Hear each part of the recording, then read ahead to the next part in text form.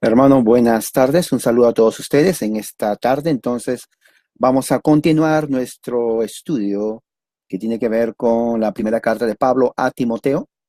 Hemos empezado ya unas semanas. Es una carta muy interesante, muy importante porque toma temas que tienen que ver con el ministerio de la iglesia, tiene que ver con el orden estructural de la iglesia local, las bases teológicas, las bases bíblicas para los ministros de la iglesia local en lo que concierne a quién, cómo tiene que ser un obispo, un anciano de la iglesia, un diácono, sus responsabilidades dentro de la iglesia, sus responsabilidades en cuanto a fuera de la iglesia, las bases teológicas que forman quiénes deben ser los obispos de la iglesia, quiénes deben ser los ancianos de la iglesia, cuáles son sus funciones teológicas, su profesión de fe, cómo tiene que encarar a las diversas, diríamos, herejías o cosas que van o entran, elementos que entran dentro de la iglesia y que son un peligro para la doctrina de la iglesia, la teología de la iglesia y también la comunión entre los hermanos.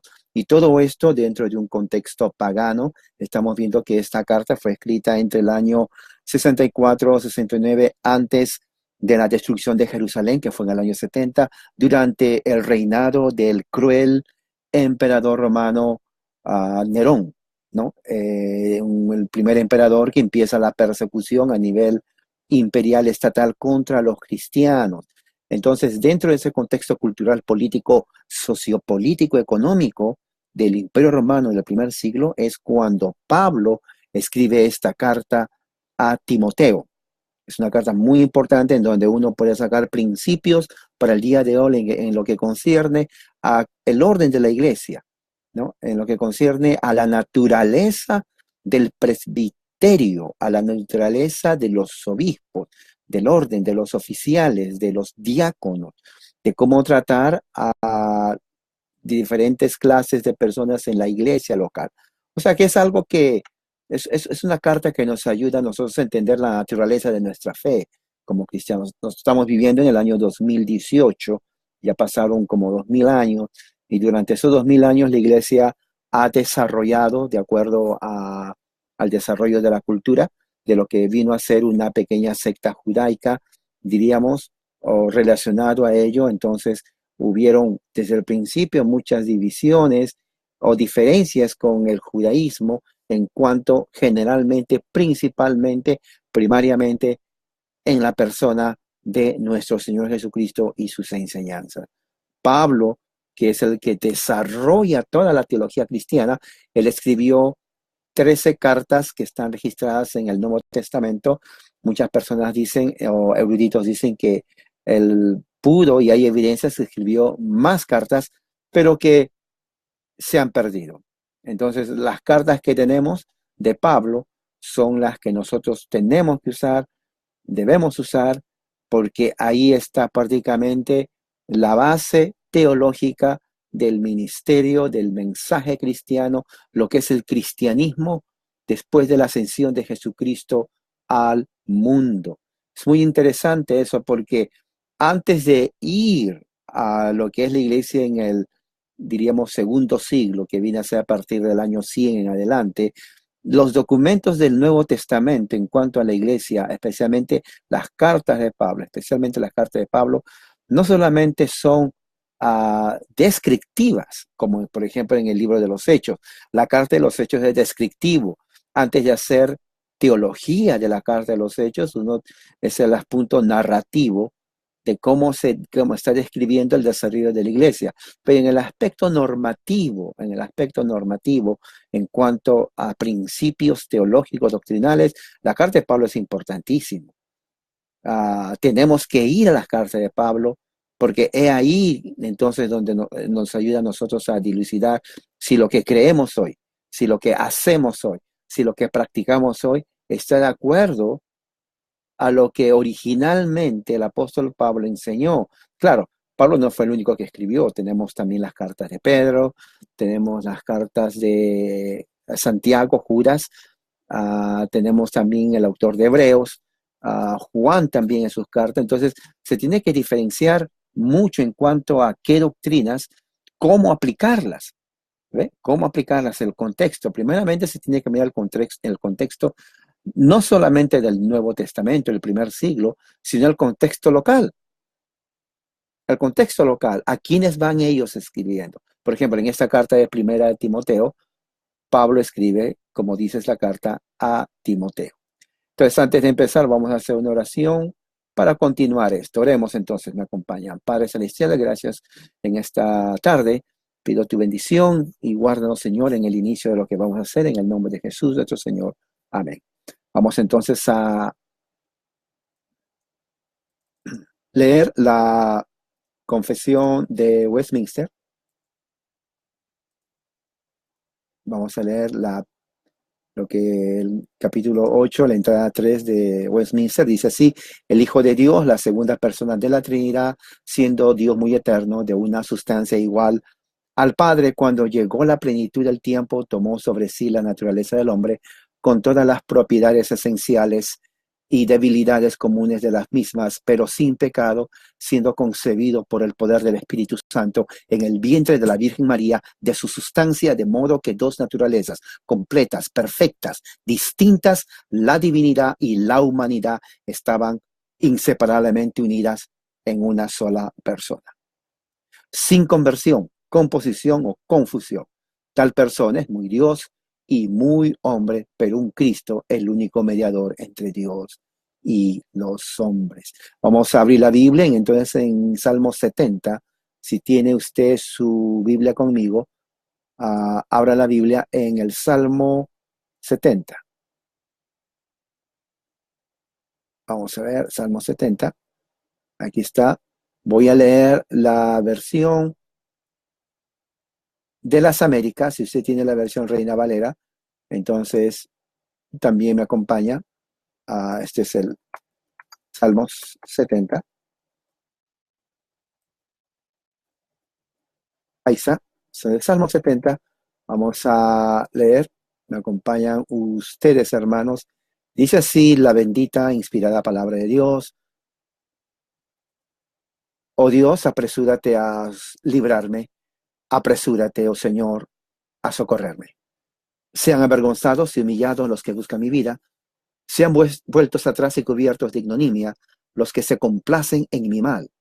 Sean vueltos atrás por causa de su vergüenza los que dicen, ajá, ajá.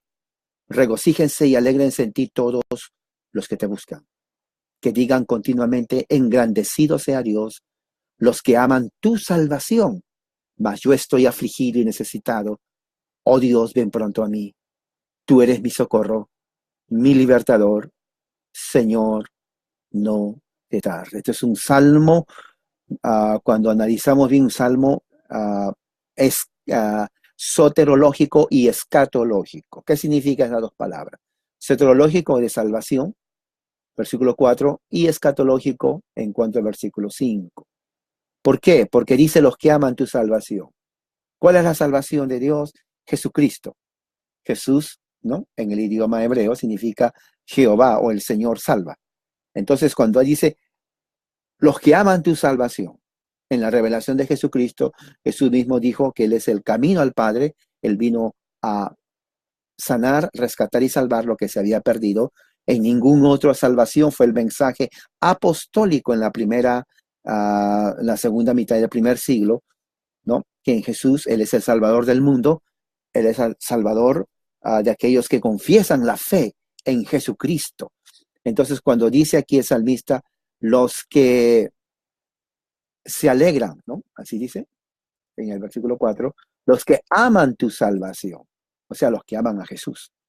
Y luego en el versículo 5 dice, yo afligido, necesitado, ven pronto a mí, no te tardes. Entonces el ven pronto y no te tardes tiene un aspecto escatológico apocalíptico, porque esas son las dos mismas palabras que el apóstol Juan habla en su carta a las 7 iglesias en el Asia, que se llama la revelación de Juan o de Jesucristo, o en el idioma griego Apocalipsis de Jesucristo, o sea, la revelación a las 7 iglesias del Señor. Entonces, eso es algo que tenemos nosotros que entender para no, para, o tenemos que entender para de esa forma podamos estar siempre presentes de que el mensaje del Evangelio es uno y nada más. ¿Ok? Entonces, muy bien. Entonces, siguiendo eso, vamos a hacer la oración de intercesión. Hermanos, vamos a hacer la oración de intercesión en este momento. Oremos conmigo. Padre Celestial, gracias por tu amor y misericordia. Venimos a ti en una forma especial, trayendo nuestras necesidades ante tu presencia en el nombre de Jesús.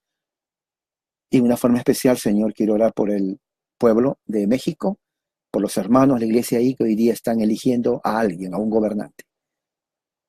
Dice tu palabra, Señor, que el pueblo perece a causa de sabiduría. Y que si tú no edificas la casa, en vano trabajan los que la edifican. En una nación, si los gobernantes no confían en ti, en vano trabajan. La corrupción, la rebelión, el pecado están en las naciones. Y Señor, da sabiduría a los cristianos en México, a tus hijos. Ilumínales para que ellos puedan hacer una decisión correcta. Y que tú traigas sanidad a ese país. Borres toda corrupción, todo mal. Destruyas a los hombres que destruyen esa nación. Y pongas hombres de acuerdo a tu corazón. Que te amen, respeten tu ley, tu iglesia y tu Cristo. Sí, Señor. Te lo pedimos en el nombre de Cristo y de los hermanos que están enfermos, necesitados física, espiritualmente también. Que tú les llenes, les sanes y les des propósito y fortaleza, porque el gozo tuyo es nuestra fortaleza. Y así te pedimos en el nombre de Jesús en Nazaret, nuestro único Señor y Salvador. Amén. Muy bien, entonces vamos a abrir la Biblia en libro de Deuteronomio, capítulo 6, versículos del 1 al 9, ¿no? Deuteronomio 6, del 1 al 9. Entonces, vamos a leer esos versículos porque nos enseña a nosotros lo que es el pacto de Dios. Si no entendemos lo que es el pacto de Dios durante el Antiguo Testamento hasta ahora, va a ser muy difícil que entendamos el mensaje de la Biblia. No podemos poner textos aislados y decir amén a algo que no entendemos. Entonces, todo está íntimamente dentro del contexto pactual. Dentro del contexto pactual. Así dice la bendita palabra de Dios en Deuteronomio 6, del 1 al 9. Estos pues son los mandamientos, los estatutos y los decretos que el Señor vuestro Dios me ha mandado que os enseñe, para que los cumpláis en la tierra que vais a poseer, para que temáis al Señor tu Dios, guardando todos sus estatutos y sus mandamientos que yo te ordeno, tú y tus hijos y tus nietos todos los días de tu vida, para que tus días sean prolongados. Escucha pues, oh Israel, y cuida de hacerlo, para que te vaya bien y te multipliques en gran manera. En una tierra que emana leche y miel, tal como el Señor, el Dios de tus padres, te ha prometido. Escucha, oh Israel, el Señor es nuestro Dios, el Señor uno es. Amarás al Señor tu Dios con todo tu corazón, con toda tu alma y con todas tus fuerzas. Y estas palabras que yo te mando hoy estarán sobre tu corazón.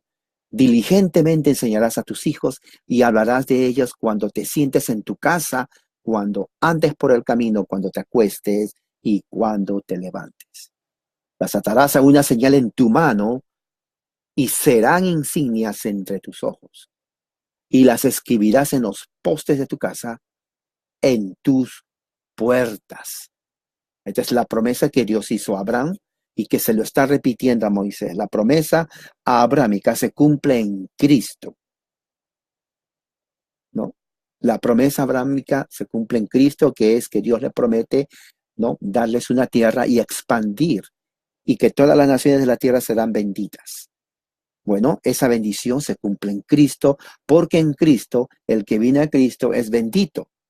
Entonces todos los que vienen a Cristo son bendecidos con el siervo Abraham, ¿no? Entonces, ah, los que vienen a Cristo son herederos de la promesa de Abraham. Los que son de Cristo son herederos de la promesa de Abraham. Y la señal de la promesa de Abraham es la circuncisión en el antiguo pacto. Una señal visible, sello y señal visible de lo que pasa en el corazón.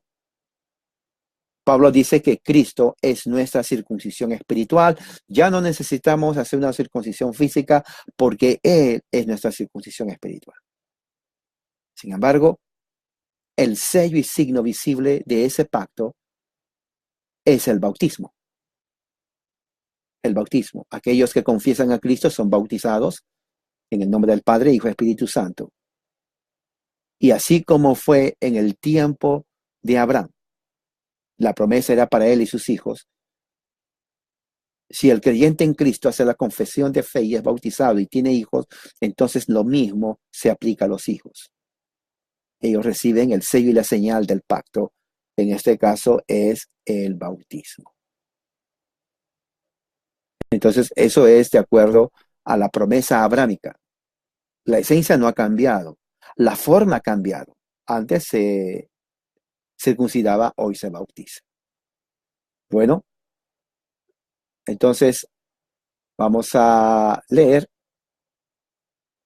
el texto de hoy, 1 Timoteo 6, del 1 al 6, que es nuestro texto de predicación.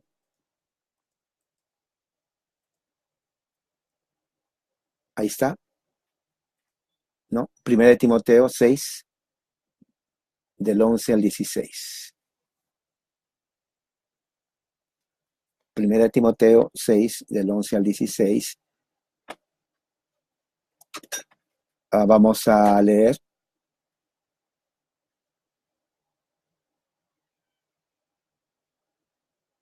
Dice así: pero tú, oh hombre de Dios, huye de estas cosas y sigue la justicia, la piedad, la fe, el amor, la perseverancia y la amabilidad. Pelea la buena batalla de la fe, echa mano de la vida eterna, a la cual fuiste llamado, y de lo que hiciste buena profesión en presencia de muchos testigos. Te mando delante de Dios, que da vida a todas las cosas, y de Cristo Jesús, que dio testimonio de la buena profesión delante de Poncio Pilato, que guardes el mandamiento sin mancha ni reproche hasta la manifestación de nuestro Señor Jesucristo, la cual manifestará a su debido tiempo el bienaventurado y único soberano, el Rey de Reyes y Señor de Señores, el único que tiene inmortalidad y habita en luz inaccesible, a quien ningún hombre ha visto ni puede ver. A él sea la gloria y el dominio eterno. Amén. Este es el texto de hoy que vamos a estudiar. Quiero que cada uno esté con su Biblia. Y interesantemente, el texto está en contexto de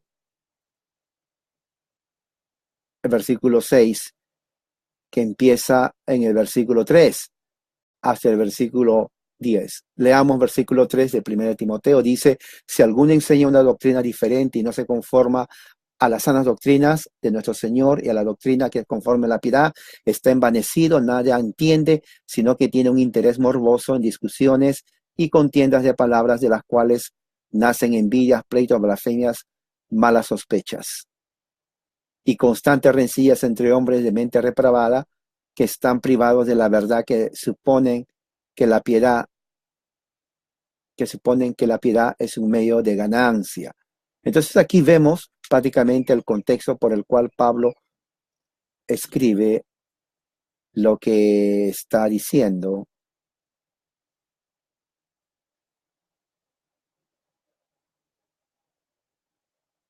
Esto es el contexto, Nuevo Testamento, primer siglo. Vea su Biblia ahí, vea su Biblia. Pablo está hablando, dando instrucciones a Timoteo, obispo de Éfeso, en cuanto a los falsos maestros, aquellos que entran, ¿no?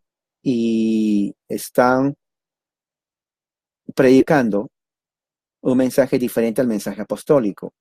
Recuerde que en ese tiempo el mensaje apostólico ya había sido aceptado, teniendo la misma autoridad de inspiración de Dios, al igual que las palabras de Jesús. O sea, nuestro fundamento escritural, de acuerdo a Pablo, es las palabras de Jesús, como dice Pablo. Esto está en lo que se conoce como el Evangelio, y las cartas de los apóstoles. Porque entonces la carta de los apóstoles, ¿no?, son inspiradas.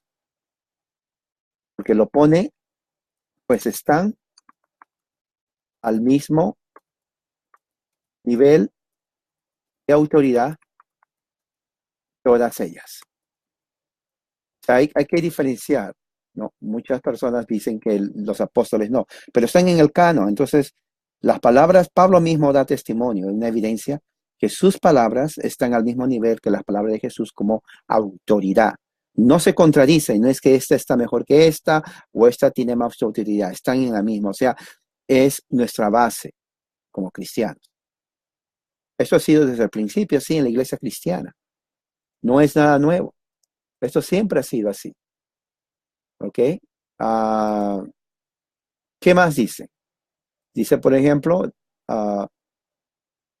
Pablo dice que habían entrado esas personas llenas de vanidad. Si alguien enseña en cuanto algo diferente a lo que él enseña y a las palabras de Jesús, esta persona tiene la cabeza hueca. Envanecido significa cabeza hueca, no entiende nada, es ignorante, tiene un interés morboso en discusiones continuas, solamente le gusta debatir, no por saber la verdad, sino para malograr la conducta, la comunión.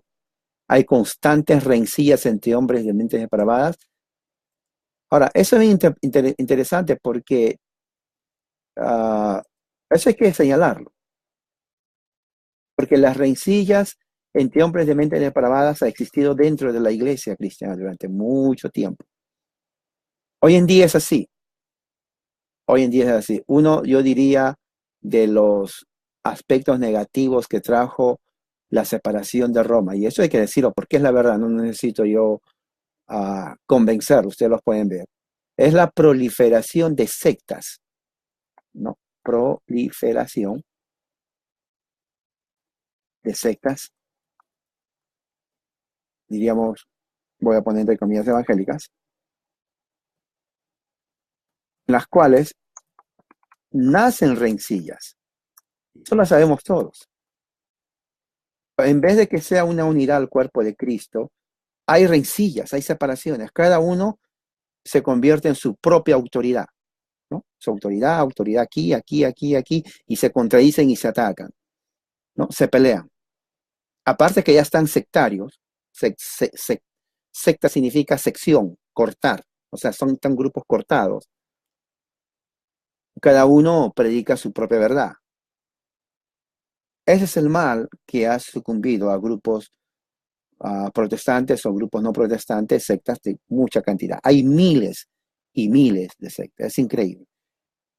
Pero lo más increíble no es tanto la separación, es que hay rencillas entre ellos. Rencillas. Muchos hasta se odian, se insultan, ¿no? Dice, la Reina Valera dice, disputas necias de hombres corruptos de entendimiento, privados de la verdad, que toman la piedad como fuente de ganancia. Mire, disputas necias de hombres corruptos de entendimiento. La palabra corrupto significa malogrado. O sea que esta gente, su entendimiento está malogrado. Malogrado. Ahora, tienen que entender bien eso, hermano. Latinoamérica está llena de esto. Hace poco un hermano puso un video. Ustedes saben que esta temporada de julio se celebra y participa en el Mundial de Fútbol. En este caso tocó Rusia. Pero el tal hereje predicador tiene muchos seguidores, Maldonado, aparece en ese video profetizando, entre comillas, porque no profetiza. Se llama apóstol, pero no lo es. Pero él está profetizando ahí en el video, diciendo, orando tal vez por los argentinos, que él profetiza que Argentina será el campeón del mundo. Ahora, todos sabemos, a menos los que están al tanto de esto del fútbol, que Argentina ya fue eliminada. Ya fue eliminada. O sea que no puede ser, es imposible. Pero la palabra de este hombre ya está en video. Muchos lo creen. Claro, no es que estamos viendo una evidencia que él es falso profeta. Él ha sido siempre un falso profeta. Pero lo de ayer o en ese video muestra que él es un falso profeta. ¿Qué se tiene que hacer en este caso? Esta persona tiene, en mi concepto, es un criminal, es un mentiroso, un embaucador, es un fraudulento. Él tiene que ser puesto en la cárcel. Ahora, muchos dirán, bueno, es libertad de expresión. Bueno, él puede tener libertad lo que crea, pero está engañando y el engaño no es aceptable. Entonces, esa gente es un ejemplo de mente reprobada, de mente malograda, de mente corrupta. ¿Me entiendes? Y eso es posible porque la iglesia está desunida. No hay unión en la iglesia. Hay miles, absolutamente miles de sectas en todo el mundo. Y se llaman cristianos. Y eso es la verdad. Eso es la verdad. Usted puede tomarse un día libre, ir de puerta en puerta a todas las iglesias, hacer una lista de sus diferencias. Cada uno con su propio grupo. Y es triste eso. Mientras el humanismo ateo avanza, haciendo leyes para que nosotros vivamos por esas leyes, los grupos sectarios se multiplican y no hacen ninguna cosa buena porque no cambian ni para nada. No sé por qué existen, en otras palabras. Entonces, la iglesia de Cristo, de acuerdo al modelo bíblico, tiene que estar sometida a una autoridad. Y la autoridad que la Biblia enseña son los oficiales de la iglesia que él puso a través de los apóstoles, que son los obispos y los ancianos. Ellos son los responsables de enseñar. Los primeros cristianos no eran evangélicos en el sentido que se conoce ahora. No lo eran. Ellos no creían mucho de las cosas y prácticas que creen hoy en día dentro del evangelicalismo. No, ellos no hacían campañas de sanidad, cruzadas en estadios y coliseos. Era muy diferente su teología. ¿Ok? Entonces, ese es el contexto por el cual Pablo escribe y después dice en el 11, pero tú. Entonces, fíjese cómo el pero tú, en el versículo 11, el pero tú empieza entonces otra vez con una conjunción de contraste, ¿no? Se llama conjunción de contraste. Entonces, en el versículo 11 empieza con una conjunción de contraste. Pues dice, pero esto implica un cambio de argumento en contraposición a los versículos anteriores. ¿Ok? ¿Tiene la Biblia ahí? Vea, aquí está el pero. O sea, el pero es una conjunción. Es una conjunción de contraste, ¿no? Y se dirige, generalmente el pero viene después del pronombre posesivo y dice you, está tú, que es un pronombre singular, segunda persona, lo cual implica que Pablo está hablando a Timoteo. No está hablando a la iglesia, está hablando a Timoteo. Es el mensaje, la carta va dirigida a Timoteo. Él es el obispo de la iglesia en Éfeso. Ahora, de aquí es muy importante saber porque si está dirigido a Timoteo siendo el obispo, entonces está dirigido no a la congregación, sino al líder de la iglesia. Obispo significa supervisor, administrador. ¿Ok? Entonces, cuando usted lee Timoteo y usted no es líder obispo, antes de hacer una aplicación a usted piense y diga, esta carta está dirigida a los líderes de la iglesia. Y hay que tener mucho cuidado a cómo usted lo aplica. Por eso, el modelo bíblico, lo tengo que poner aquí porque esto es lo que está, el modelo bíblico no es independiente, o sea que no es, ok, yo lo interpreto a mi propia idea. Hay millones de cristianos que hacen eso y lamentablemente se contradice. El modelo bíblico no es independiente en cuanto a interpretación. Es muy común entre evangelicalismo. El modelo bíblico es que la enseñanza es impartida a través de ministros ordenados. ¿Okay? Eso lo tengo que poner ahí. Así que no piense y diga, bueno, mi pastor también. O sea, y lamentablemente, si se hace un análisis dentro del evangelicalismo, hay pastores que no son pastores. Bueno, se llaman así. Pero el modelo bíblico es que la enseñanza parte de aquellos ministros que Dios puso para que enseñen a la congregación, a la iglesia local. Esta carta va dirigida a los obispos, a los ancianos de la iglesia. ¿Ok? ¿Y qué les dice ahí? Bueno, dice, mas tú, hombre de Dios, ¿no? Hombre de Dios es anthropeteu, ¿no? Anthropeteu. O sea, quiere decir que es un singular. Está diciendo, Pablo está prácticamente diciendo ahí que Timoteo es un hombre de Dios.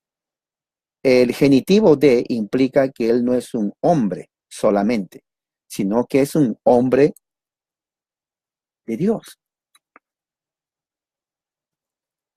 Vea, el genitivo de implica origen y dependencia, ¿no? El genitivo de. O sea, Timoteo no es un hombre de sí mismo, sino hombre de Dios, o sea que él depende de Dios. No es un hombre común y corriente, es hombre de Dios. Entonces a él es que Pablo le dice, huye de estas cosas. Pablo está usando aquí dos verbos que es en el imperativo. El imperativo, cuando se usa el verbo en el imperativo, significa mandato. Pablo está haciendo un mandamiento. El primer mandato es, digamos, un mandato de negativo. El segundo mandato es positivo. ¿Qué significa negativo, positivo? El primer mandato negativo dice, huye de estas cosas. O sea, huye.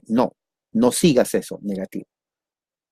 ¿No? El segundo verbo imperativo positivo es sigue. ¿Se dan cuenta? En el primero es huye, en el segundo es sigue. ¿Entiende? En el primero es huye, en el segundo sigue. Huye, sigue. Huye, sigue. Y están en el imperativo. O sea que Pablo no está sugiriendo a Timoteo. Pablo está dando los mandatos. O sea, Timoteo tenía que hacerlo. Timoteo tenía que hacer, porque Pablo está dando el mandato. ¿Qué dice? Huye de estas cosas. Fíjese que el verbo está en el imperativo, ya he dicho, y está usando el demostrativo pronombre estas. Estas es un pronombre demostrativo. Hay dos pronombres demostrativos que generalmente se utilizan en las escrituras, ¿no? Uno de esos pronombres es el pronombre demostrativo de alejamiento. Es decir, esas cosas. Cuando dice esas es algo lejano, pero cuando dice esto significa algo cercano. Entonces, estas, dice, es pronombre demostrativo cercano. Okay. ¿Qué significa eso? Cuando dice estas cosas, la pregunta es, ¿a qué cosas se refiere? Bueno, se está refiriendo a los versículos que van del 3 al 10. Versículos que van del 3 al 10. Cuando dice estas cosas, las cosas son lo que Pablo acaba de versículo del 3 al 10. Entonces, todo eso que dice Pablo del 3 al 10, le dice a Timoteo, tienes que evitar estas cosas. Por eso empieza con la conjunción de contraposición de contraste, porque primero pone el 3 al 10 lo que es negativo, lo que él no debe hacer. Y luego viene con lo opuesto, que dice, huye de estas cosas. O sea, de las cosas que están ahí arriba, ¿no? Entonces Pablo dice cosas para esta edición de todo lo que te he dicho de 3 al 10, huye de esto. Y luego dice, y sigue, ¿no? La conjunción. Ahora, la conjunción y es seguir. Aunque en el original no está la conjunción y, se puede entender porque hay un cambio en cuanto al objeto. El objeto en la primera frase es huye de eso, o sea, aléjate de eso. Y luego de ahí dice, pero sigue, sigue. Entonces lo que sigue, ¿qué es lo que va a seguir Pablo? Perdón, Timoteo. Lo que va a seguir Timoteo, Pablo lo está enumerando ahí. Y vamos a ver más adelante cuál es su contexto teológico. Primeramente, Pablo le da tres características, ¿no? O tres, diríamos, propósitos, objetivos que Pablo quiere que Timoteo siga. Uno, la justicia, la piedad, la fe, el amor, paciencia, mansedumbre. Ahora, estas tres características se pueden entender de varios casos. Primeramente, se pueden entender como virtudes cristianas de la vida espiritual, virtudes que forman el carácter del cristiano, ¿no? Entonces, Pablo está diciendo, cuando dice sigue, el verbo sigue, que está en el imperativo, le está diciendo, esto es lo que tú tienes que ser. Tienes que ser una persona justa, piadosa, llena de fe, de amor, de paciencia y mansedumbre. O sea, todo eso conforma el carácter cristiano. Entonces está en el versículo, ¿no? Pablo dice a Timoteo que moldee su carácter al modelo de Dios. El modelo de Dios se encuentra, y esto es increíble, pero se encuentra en la carta a los Gálatas, versículo 5. En la carta a los Gálatas, versículo 5, del 22 al 23, Pablo menciona el fruto del Espíritu. No dice los frutos, es singular, el fruto. Entonces, ¿qué dice Pablo, ¿no? En esa parte, en Gálatas 5, 23? Bueno, lo que se llama el fruto, dice, más el fruto. ¿Se dan cuenta? Mucha gente dice, oh, los frutos del Espíritu. No, no es plural, los frutos.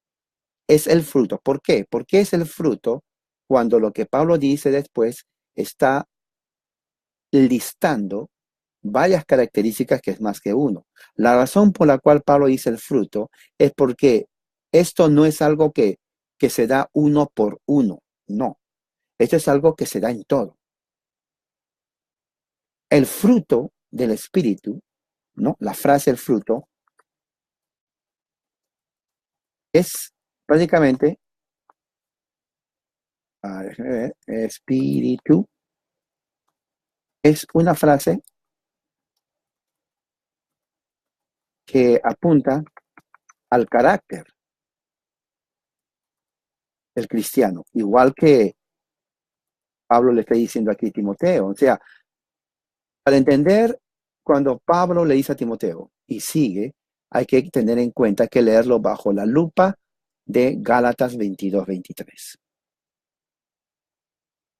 En otras palabras, Pablo está diciendo a Timoteo, Timoteo, el fruto del Espíritu en tu vida es justicia, piedad, fe, amor, paciencia, mansedumbre. Todo lo que dice en el versículo 22 en Gálatas, se dice también Pablo. Son las mismas palabras. Por ejemplo, Pablo dice a Timoteo, ¿no? Sigue la justicia, piedad y fe, ¿no? Entonces, en Gálatas está diciendo, ¿no? Habla de fe, de paz, ¿no? Y dice, ¿qué más? Dice amor, paciencia, mansedumbre. Ahí en Gálatas está amor, paciencia y también mansedumbre. Entonces, claro, no menciona la justicia, pero es parte del fruto del Espíritu. Entonces, Pablo está diciendo aquí a Timoteo, Timoteo, sigue o vive el fruto del Espíritu en tu vida. Eso es lo que está diciendo Pablo a Timoteo. Basado en Gálatas 5, 22, 23. Que el fruto del Espíritu en la vida del cristiano es todo eso. No es, oh, tengo amor, pero no tengo fe. No existe eso. Tampoco existe, mira, ahora ya tengo templanza, pero no tengo paciencia. No, es todo, es un todo. Porque así lo veía el pensamiento hebreo. Entonces, cuando Pablo dice a Timoteo, sigue la justicia, la piedad, la fe, está enumerando aquellas expresiones de la vida cristiana que es el fruto del Espíritu en la vida de Timoteo. Es el trabajo del Espíritu Santo en la vida de Timoteo, que tiene que vivir en cuanto a lo que el Espíritu está diciendo. O sea, el complemento, o más que el complemento, la explicación, la base bíblica de lo que Pablo está hablando aquí, se encuentra en su carta que él escribe a Gálatas en el capítulo 5, versículo 22-23. En otras palabras, Pablo está diciendo a Timoteo, vive o expresa el fruto del Espíritu en tu vida. Justicia, piedad, fe, amor, paciencia, mansedumbre, el fruto del Espíritu. Claro, Pablo no dice el fruto del Espíritu en Timoteo, en esta carta, pero lo dice en Gálatas, y las mismas características están allí. Entonces, cuando se complementa, lo que Pablo está diciendo a Timoteo es tu vida que refleje el fruto del Espíritu Santo. Así, o sea, la Biblia se está interpretando a sí misma, ¿no? O sea, en Gálatas nos dice la evidencia del Espíritu, y en 1 Timoteo vemos entonces la apropiación del texto. La apropiación del texto, que la vida del cristiano, el carácter del cristiano, es el producto del trabajo del Espíritu Santo, en este caso de Timoteo. ¿Se dan cuenta cómo Pablo cambia? Este es el cambio esencial. Pablo quiere que Timoteo sea un obispo cuya vida refleje el trabajo del Espíritu Santo, ¿no? Se lo voy a poner acá. Pablo quiere Timoteo como obispo de la iglesia en Éfeso, refleje el trabajo del Espíritu Santo.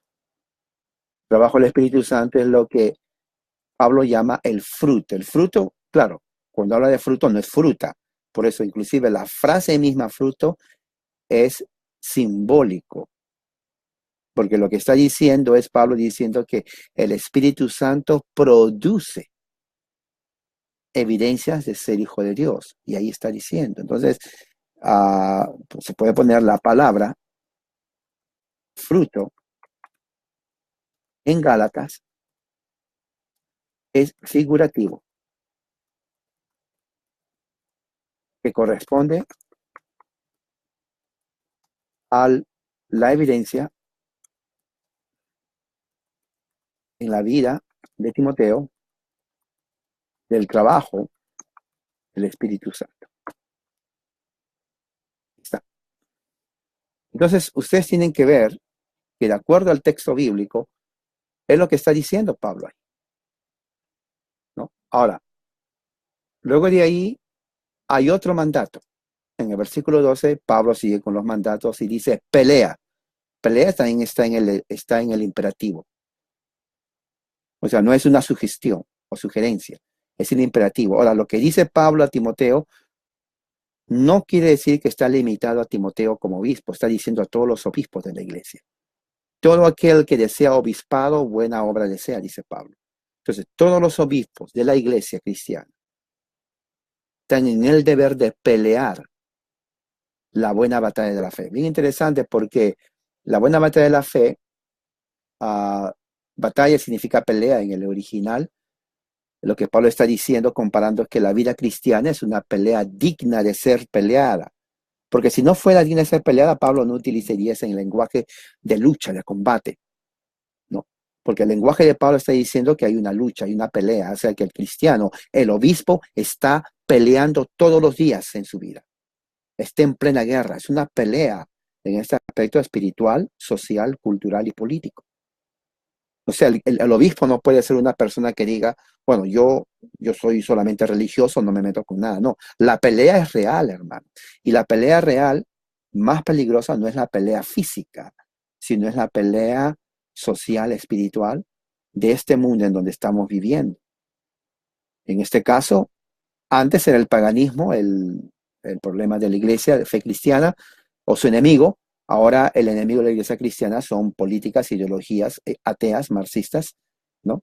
Que van en contra de la fe cristiana. ¿Por qué? Porque eso, por ejemplo, estas doctrinas apoyan el matrimonio entre homosexuales, ¿no? Apoyan el cambio de género, inclusive desde niños usan la educación estatal para poner esas ideas. Eso va contra la Biblia. La proliferación del aborto, ¿no? El matar a la vida humana dentro de la madre. La Biblia dice no matarás. O sea, todas estas ideologías tienen un trasfondo espiritual.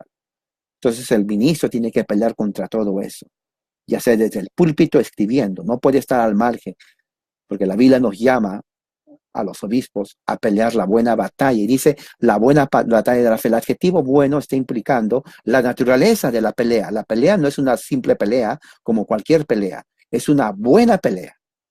Y cuando dice de la fe, interesante ahí, ¿no? Cuando dice de la fe, está hablando del genitivo, o sea que esa batalla no es una batalla humana, sino es una batalla que se origina en la fe. Es una pelea que viene de la fe de Dios. O sea, nuestra fe, puede entender, en el genitivo, que nuestra pelea en este mundo es una pelea que viene de Dios. Y el hecho que es buena porque proviene de Dios. Pero también hay otra cosa, esa pelea se origina en Dios, el genitivo de Dios, significa que el origen de esta buena batalla es Dios mismo. O sea, el obispo no dice, bueno, mañana voy a pelear. Desde el momento que uno es obispo, ya se enroló al ejército de Dios. Es una pelea, está diciendo, estoy a tu servicio, soy obispo, ahora voy a pelear. No existe que, bueno, señor, soy obispo, pero no quiero pelear. No, no existe eso. Automáticamente el obispo es parte del ejército de Dios. Y es una buena pelea porque viene de Dios. Dios le manda, se origina en Dios. Dios es el originador de esta pelea, de esta batalla diaria. Diaria, ¿ok? Y dice la buena batalla de la fe. Y también hay otro mandato, dice echa mano. Está en el imperativo, o sea, agarra. Pon las manos, es un imperativo, ¿no? De la vida eterna. Ahora, cuando dice la vida eterna, muchos malentienden y dicen, oh, entonces quiere decir que Timoteo no tiene la vida eterna, entonces Pablo le dice que busque la vida eterna. No, ya tiene la vida eterna. La promesa es que en Cristo Jesús, todos los que tenemos fe en Cristo Jesús, somos herederos de la vida eterna. Entonces, ya tenemos por fe la vida eterna.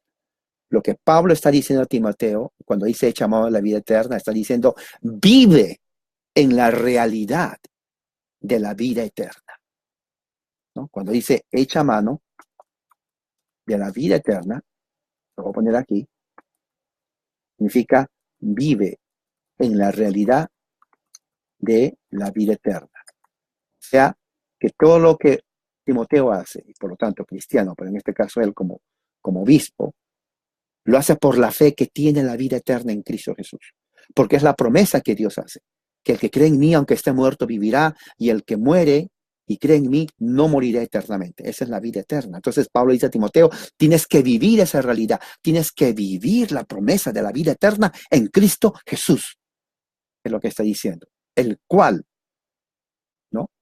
Asimismo, a la cual asimismo tú fuiste llamado. O sea, Timoteo fue llamado, lo que está diciendo, ¿no?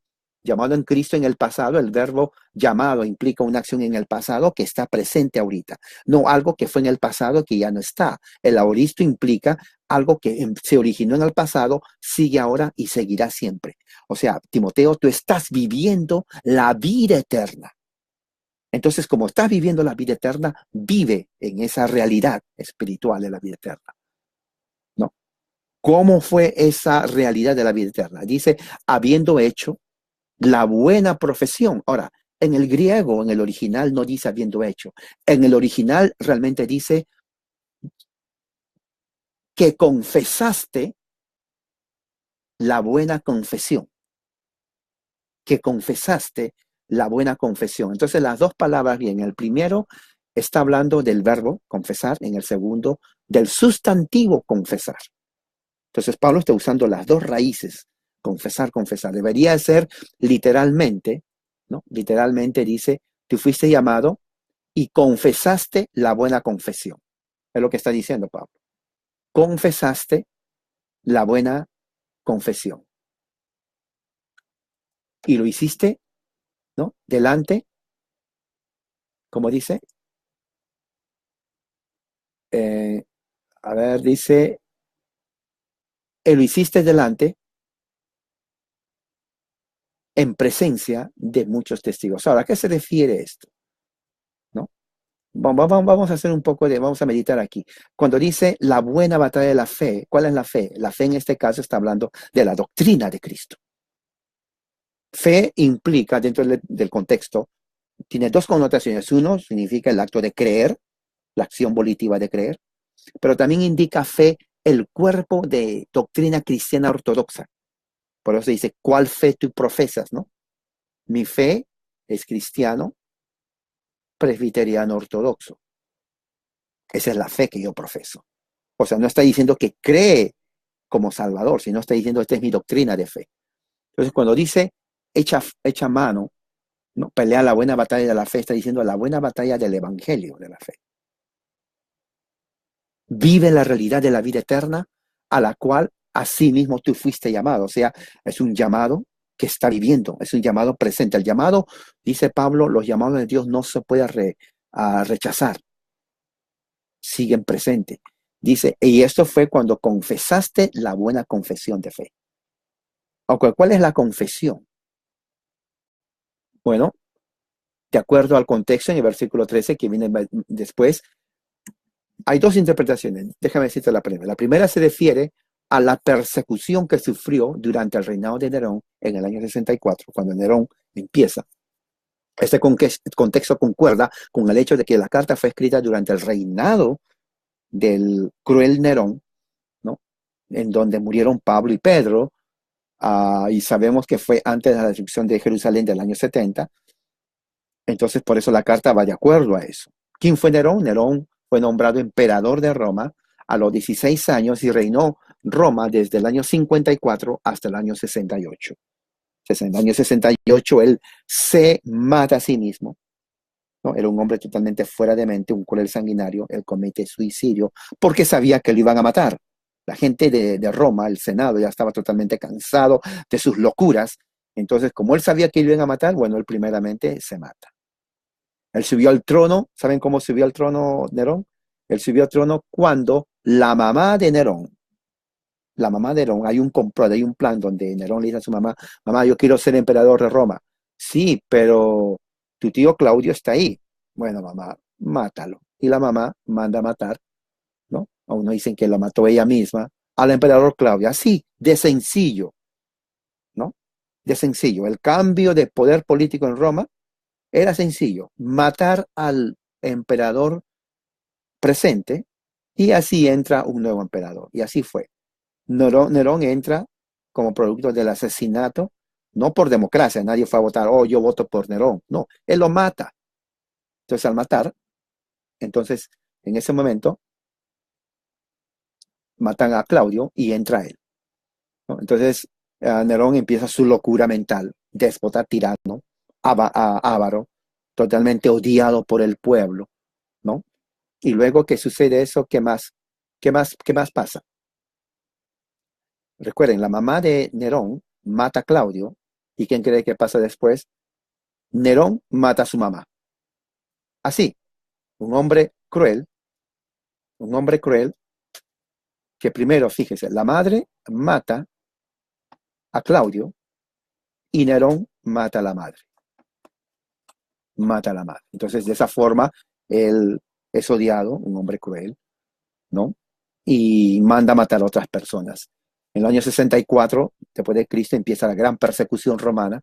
Entonces, parece, de acuerdo al contexto, que en esa persecución Timoteo es arrestado, pero es libre, él sale libre. Por eso dice Pablo, hiciste la buena profesión, confesaste el nombre de Jesús, la buena confesión delante de muchos testigos. Y los testigos vienen a ser el Senado romano, la gente pagana. Timoteo confiesa a Jesucristo, ¿no? Dando una buena confesión de fe, ¿no? Esa es la primera, pero luego es liberado.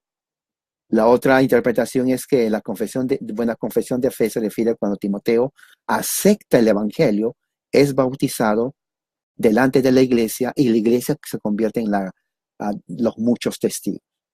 Ahora, las dos interpretaciones tienen base para hacerlo, pero de acuerdo al contexto, mi inclinación, de acuerdo al contexto de persecución, de acuerdo al contexto en donde inclusive Pablo, Pedro son perseguidos después de esta carta y son asesinados por el mismo Nerón, creo que la primera explicación, el contexto político, se refiere a eso. Que Timoteo, una vez que fue perseguido, fue encarcelado, fue liberado después, pero durante el tiempo que estuvo ahí, él dio la buena profesión, confesó que Jesucristo es el Señor. A eso se refiere, ¿no? Entonces, vamos a terminar aquí, vamos a continuar este texto más adelante porque hay mucho que aprender. Tenemos que seguir en el versículo 13 hasta el 16 y de esa forma entonces vamos a nosotros continuar con este tema la próxima semana. Oremos, hermanos. Padre Celestial, gracias por tu amor y misericordia. Bendícenos y que este momento haya sido un momento para aprender lo que tu palabra dice. Bendice mis hermanos y que tu gracia y tu paz sea con todos ellos en el nombre de Jesús. Amén.